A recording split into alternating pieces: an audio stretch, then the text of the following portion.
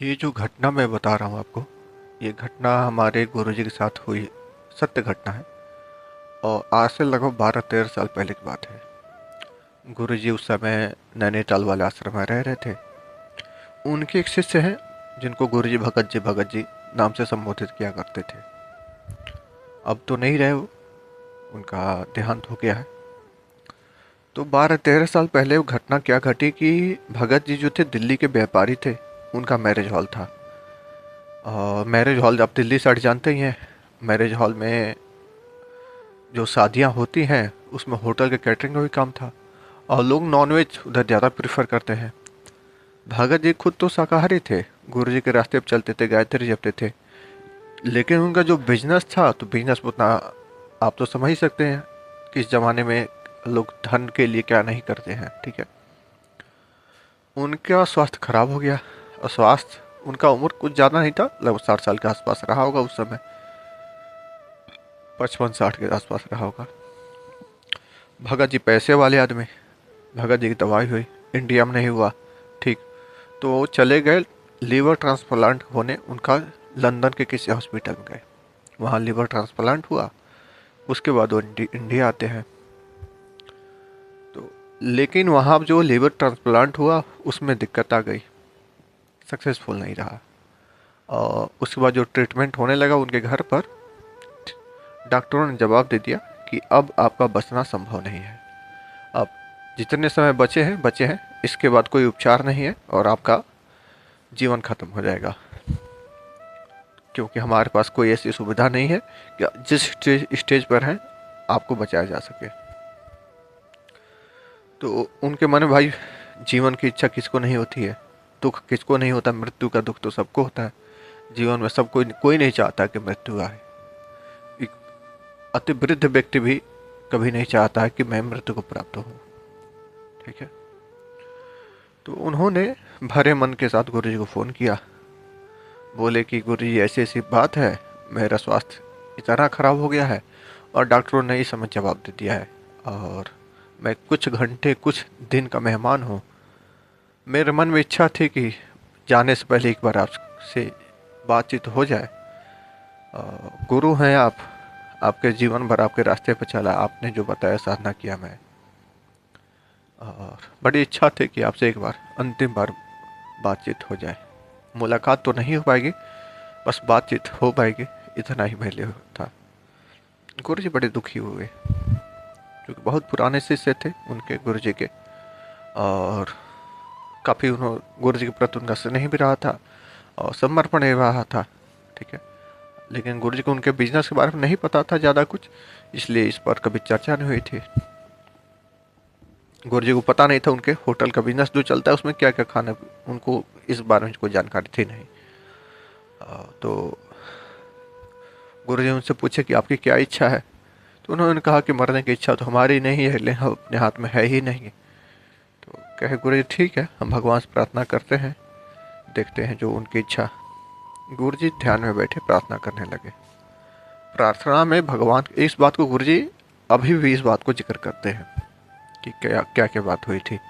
अभी मैं पिछले दिन नैनीताल जब उनके पास गया था, फिर उन इस बात को उन्होंने चर्चा किया। तो गुरु जी जब प्रार्थना करने बैठे, तो ध्यान में बैठे हैं, तो उधर से भगवान की तरफ से रिप्लाई ये आ रहा है कि क्या आपको पता है कि उनके होटल में क्या बनता है? क्या आपको नहीं पता उनके होटल में कितने मासूम पशु की हत्या की जाती है? सिर्फ पैसे के लिए कितने पशु की बलि की दी जाती है, वहाँ पर कितनों की हत्या की जाती है? उसका जिम्मेदार कौन होगा? यह वो व्यक्ति है जिसके होटल में इतने पशु की बलि होती है, कितने मासूमों की बलि होती है, कितने बच्चे छोटे छोटे जो निरीह पशु बच्चे होते हैं उनकी हत्याएं होती हैं। अब गुरु जी के पास कोई उत्तर नहीं था इस बात का। गुरु जी को बड़ भारी निराशा हुई और वो से हो गए गुरु जी, क्योंकि उस जमानत लेने गए थे भगवान के पास, भगवान ही उल्टा बोल दिए और भगवान बिल्कुल सही बात बोले। अब उन्होंने भगत जी को, गुरु जी ने फ़ोन किया कि भगत जी ऐसी ऐसी बातें हैं कि हम प्रार्थना कर रहे हैं, उधर से ऐसी बातें हमें पता ही आ रही है जो परावाणी में सुनाई दे रही है। तो उन्होंने गलती को स्वीकार किया कि हाँ, महाराज जी ऐसी ऐसी बातें हैं और मैं दोषी हूँ। गुरु जी ने कहा कि अगर अगर आज से आप प्रतिज्ञा कर लें कि मैं मांस अब मेरे होटल में नहीं बनेगा, तो भगवान से एक बार बात और किया जा सकता है, एक बार और प्रार्थना किया जा सकता है, और क्या पता आपका जीवन बच जाए। भगत जी ने कहा कि अगर यह मेरे गुरु का आदेश है और ऐसी गलती, इस गलती की वजह से मुझे जीवन से हाथ धोना पड़ रहा है, तो मैं जीवित रहूं न रहूं उसका कोई मुझे मलाल नहीं है, लेकिन इतना मैं करके जा रहा हूं कि आज से मेरे होटल में मांस नहीं पकेगा, शुद्ध शाकाहारी रहेगा। मुझे अब कोई शादी का टेंडर मिले ना मिले, कैटरिंग का मिले ना मिले, मेरी कमाई हो ना हो, मेरा होटल चले ना चले, लेकिन अब मांस नहीं पकेगा। मरते मरते मैं अपने गुरु के रास्ते पर मरना चाहता हूँ। जो मेरे गुरु ने बोल दिया कि यह सही है और यही सही है, यह गलत है, उस गलत रास्ते पर मैं नहीं जाऊंगा। गुरुजन का अगर आपकी यह निश्चय दृढ़ है और इस पर अगर आप खड़े रहेंगे तो अपने गुरु पर भरोसा रखिए, आपकी मृत्यु नहीं होगी। फिर उन्होंने भगवान से प्रार्थना किया, इनके तरफ से एक तरह से उन्हें, हम आम बोलचाली भाषा में जमानत ली एक तरह से कि अब इनके तरफ से ये गलती नहीं होगी। फिर उन्होंने गुरु जी उनके घर गए और लगभग 40 दिन के आसपास उनके घर, वहीं पर उन्होंने हवनात्मक यज्ञ किया, अनुष्ठान किया। और गुरु जी ने कहा कि अब छोड़िए ये सब, कोई डॉक्टर कोई दवाई नहीं, ठीक है, अपने गुरु भरोसा रखिए, परमात्मा भरोसा रखिए। अगर आपके सही रास्ते पे चलेंगे तो आपकी मृत्यु नहीं आएगी। और 40 दिन होने से पहले ही उस समय कुछ खा पी नहीं रहे थे भगत जी। भगत जी को सब खाना पीना बंद था, जो भी था वो लिक्विड फॉर्म में इनको ऊपर से दिया जा रहा था। लीवर खराब था, लीवर ट्रांसप्लांट हुआ था, लेकिन यज्ञ में भगवान की शक्ति में, गुरु और परमात्मा में इतनी शक्ति है। आखिरकार दवा में शक्ति देने वाले परमात्मा है, अन्न में जो जो ऊर्जा की शक्ति वो परमात्मा दे रहा है, दवा में जो रोग हरने की शक्ति देने वाले तो परमात्मा है। परमात्मा चाहे तो क्या नहीं कर सकते हैं, बशर्ते उनके शर्तों पर चले हम। 40 दिन अनुष्ठान होने से पहले ही पहले गुरुजी ने यज्ञ कुंड पर ही कुछ दाल और कुछ लिक्विड फॉर्म में जो खाना था उसको ऊपर, मतलब यज्ञ के ऊपर ही सेका और उसको अपने हाथ से पिलाए और पूरी तरह से उनको स्वस्थ करके 40 दिन सुबह लौटे। उसके बाद से लगभग 10-11 साल भगत जी जीवित रहे। उसका नुकसान क्या हुआ उनको कि उनके होटल में बुकिंग मिलना बंद हो गया, क्योंकि उस साइड जो भी शादियाँ होती हैं लगभग वही होती थी जिनमें नॉनवेज चाहिए, और ये नॉनवेज अब देंगे नहीं क्योंकि इन्होंने दृढ़ निश्चय कर लिया था। तो गुरु जी बार बार उनसे पूछते थे आपका तो बहुत घाटा हो गया। बड़े भावुक को बोलते थे कि धन तो, अगर मैं मांस बनवा रहा होता तो धन तो मुझे बहुत मिलता, लेकिन मैं जीवित नहीं रहता। और प्राण से बड़ा कोई धन नहीं है, अगर मैं जीवित हूँ इससे बड़ा कोई धन नहीं है। मैं कोई दूसरा व्यापार कर लूँगा, कुछ और कर लूँगा, लेकिन जीवित तो हूँ। तो जो लोग मांस खा रहे हैं, जो मांसाहार कर रहे हैं, उन्हें नहीं पता अपने 15 मिनट खाने में 15 से 20 मिनट लगते हैं। 15-20 मिनट टेस्ट मिलता है जीव को, 15-20 मिनट के टेस्ट के लिए किसी की जान चली जा रही है। किसी का बच्चा है वो, किसी की माँ है वो, किसी का भाई है वो बच्चा, जो मुर्गा है, जो मुर्गी है, जो बकरा है, जो गाय है, भैंस है, उनका अपना परिवार है, उनके भी जीवन की इच्छा है। ऐसा ना हो जाए कि जब आपका समय आए आपको पछतावा हो कि काश मैंने नहीं किया। मांसाहार अपने एक समय के खाने के लिए किसी एक पूरे जीवन को नहीं खत्म किया जा सकता। या इस डिबेट से में ना जाइए कि वो हमारे खाने के लिए बने हैं नहीं बने हैं, उनका हमें स्वाद है नहीं स्वाद है। अरे जो हो रहा है उनकी इच्छा के विरुद्ध हो रहा है। अगर आपकी इच्छा के विरुद्ध आपको जेल में 1 दिन के रख लिया जाए, आपकी एक उंगली काट दिया जाए, आपको कैसा लगेगा? हमारा समाज कितना पीछे है आज, कितना पीछे है। एनिमल राइट्स की बात ही नहीं हो रही है।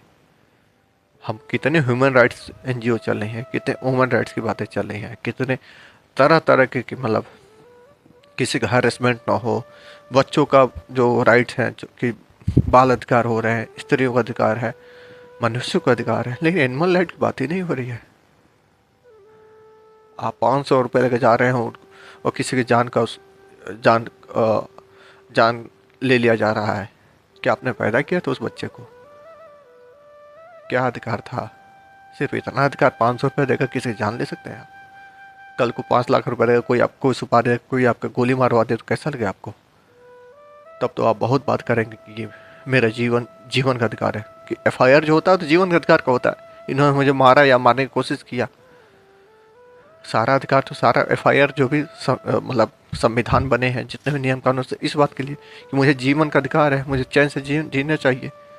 और ये व्यक्ति मुझे मार रहा है, मुझे मेरे जीवन जीवन का अधिकार छीन रहा है। लेकिन पशुओं का जीवन का अधिकार कहाँ गया? इस धरती पर अधिकार नहीं है, लेकिन ध्यान रखिए उस परमात्मा के पास सब अधिकार है। उसके संविधान से कोई माफी नहीं है, भोगना पड़ेगा। और भगत जी ने जो गलती किया है पूर्व में, उसको भी भोगना पड़ेगा उनको। मैंने अगर खाया है तो मुझे भोगना पड़ेगा। एक एक एक, एक कथावाचका है, ओमादा अक्कर के, कथावाचका नहीं है, ऐसे कुछ यूट्यूबर हैं, वो कह रहे हैं कि इस सदी में रामकृष्ण परमहंस खाए थे, स्वामी विवेकानंद खाए थे। वो शायद भूल रहे, रामकृष्ण परमहंस को कैंसर हो गया था, खाना नहीं खाया जा रहा था। कर्म फल सबको मिलता है, कर्म फल का सिद्धांत है। और मैं बहुत दावे के साथ बात कर रहा हूँ। माने दुनिया उनको भगवान मानती है, मैं उनका उनकी उनके काली माँ के समर्पण की प्रति में नतमस्तक हूँ। निश्चित रूप से बहुत बड़े साधक थे, लोगों ने भगवान तक पूछते हैं, लेकिन किसी की जान लेने की अधिकार, किसी के जीवन को खत्म करने का अधिकार उन्हें भी नहीं था। उन्हें भी कष्ट हुआ, उन्हें भी दुख हुआ, अंत उनका भी इच्छा नहीं हुआ। और अगले भी जन्म जहाँ भी होगा, अवतार कहें जन्म होगा, कष्ट उन्हें भी मिलेगा।